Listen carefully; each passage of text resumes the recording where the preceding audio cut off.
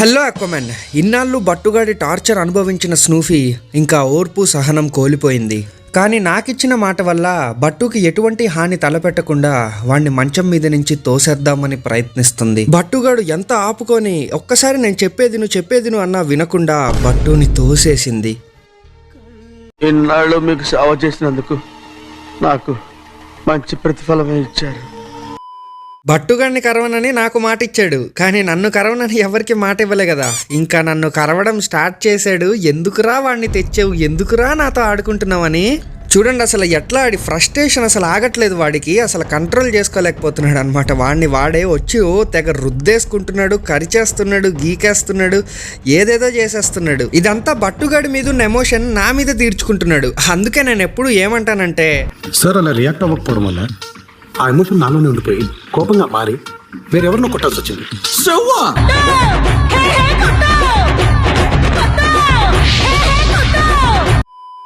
కష్టపడి monster fish pond కోసం మూత తయారు చేస్తే ఈనా కొడుకు చూడండి, వీడికేదో నులక మంచం వేసినట్టు ఎలా పడుకుంటున్నాడు. ఈ నులక మంచం గురించి వచ్చే వీడియోస్లో చెప్తా. నువ్వు ఈ ప్రస్తుతానికి లెగు బిడ్డ, నీకు చిన్న పనిష్మెంట్ ఇస్తాలే. కొట్టాలా నేను? Shit I'm your master, Snoopy. You must listen to me. Shake hand. Snoopy. Shake hand. Good boy. Achetta. Snoof. I'm your master.